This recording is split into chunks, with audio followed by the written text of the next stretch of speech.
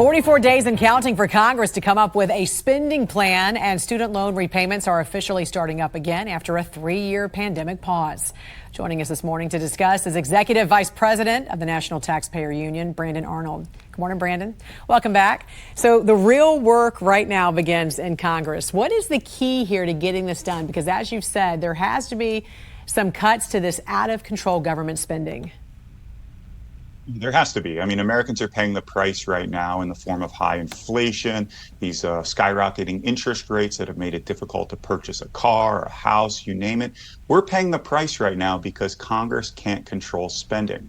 And the secret to getting this done isn't super complicated. It's about Republican unity in the House of Representatives, something that is at an all-time low right now as you're seeing Republicans trying to remove a Republican speaker. Until they're able to resolve their differences and start moving spending bills in a meaningful way that makes significant cuts to the federal budget, we are not going to see any kind of change to what's been taking place in Congress. The Republicans have to get together, they have to start cutting spending, and they have to start turning the screws on the Senate and the president. Confidence at an all-time low for Congress, at an all-time low for the president. We have student loan repayments now officially that have restarted now, which you say should have resumed a long time ago, but it does come at a time when all Americans are struggling. So what's going to be the greater economic impact of resuming these payments, do you think, Brandon?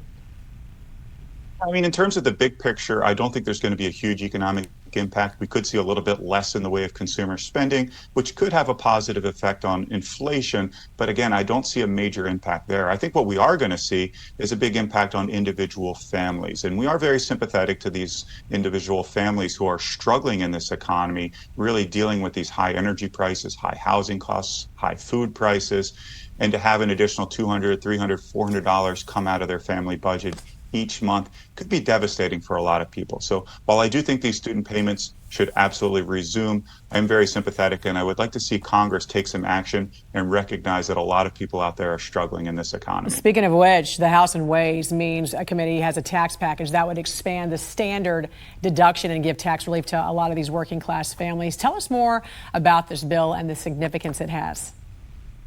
It's a fantastic bill, and it's something that Congress should pass immediately. And here's why. I mean, the families that are struggling, as I just mentioned, some of them resuming these student loan repayments, they would get a standard deduction increase that would provide them with almost an instant tax cut. That's going to be a tax benefit to them to help them deal with these rising costs that we're dealing across the economy.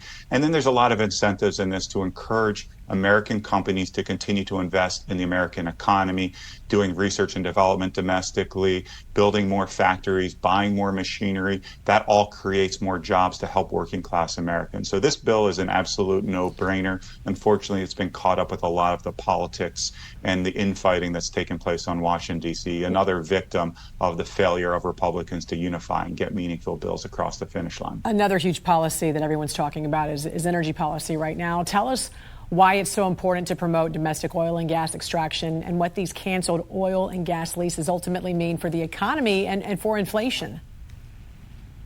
Energy prices are first and foremost when it comes to combating inflation. Again, we're paying the price for the president's idealism. He wants us to all move to electric vehicles, to all use alternatives for forms of energy to keep our homes warm and powered. And that's fine to have that idealism, but the pragmatism is really missing here, and the recognition that right now we have gas stoves, we have combustion vehicles, we have standard ways of fueling our homes, our economies, our factories, and so forth. So this dramatic shift away to alternative energy sources, that might work in the long term, but it doesn't help the single mother who needs to get to work deal with these rising gas costs. And until we have a better energy policy coming out of Washington, unfortunately, I think these high energy costs are going to continue. Executive Vice President of the National Taxpayers Union, Brandon Arnold. Thanks for joining us here on the National Desk. Have a great week, my friend. Thank you.